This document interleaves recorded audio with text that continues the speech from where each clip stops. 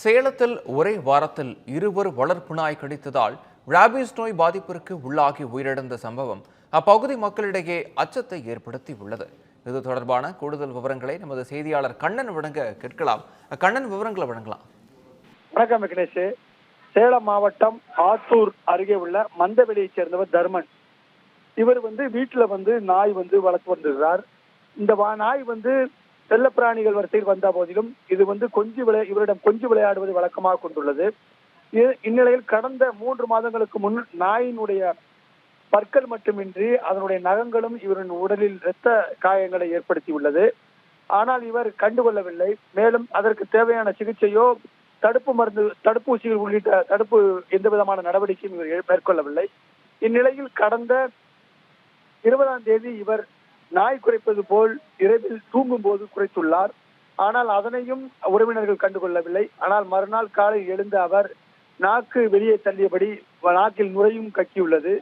அது மட்டுமின்றி நாய்க்கு உண்டான குணாதிசயங்களை இவர் செய்து காட்டியுள்ளார். இதனால் அதிர்ச்சி அடைந்த அவரின் உறவினர்கள் மற்றும் வீட்டில் இருந்த மனைவி உள்ளிட்டோர் அவரை உடனடியாக அங்குள்ள தனியார் மருத்துவமனையில் சிகிச்சைக்கு அனுமதித்தனர்.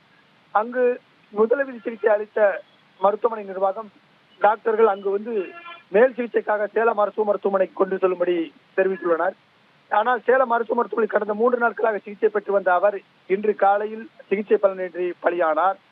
சேலம் மாவட்டத்தில் தொடர்ந்து நாய்க்கடிக்கு உள்ளாகி அதன் கவனிக்காமல் இருந்து ரேபிஸ் நோய் தாக்குதலுக்கு பாதிக்கப்பட்டு இறப்பவர்களுடைய எண்ணிக்கை அதிகரித்து வருகிறது.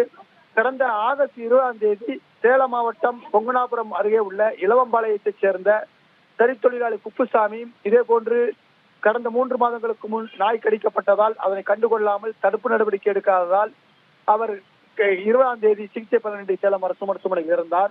இதனை போல் 2வதாக தர்மனும் இறந்திருப்பது நாய் வளர்ப்பவர்கள் மத்தியில் சேலம் மாவட்டத்தில் பீதியை ஏற்படுத்தியுள்ளது.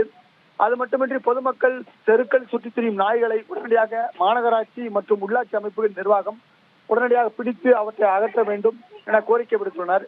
சேலம் மாவட்டத்தில் ஒரே வாரத்தில், அதாவது 3 நாட்கள் இடைவெளியில் 2 பேர் ரேபிஸ் நோய் தாக்கி இறந்திருப்பது பொதுமக்கள் மத்தியில் மட்டுமின்றி நாய் வளர்ப்போர் மத்தியில் கடும் பீதியை ஏற்படுத்தியுள்ளது.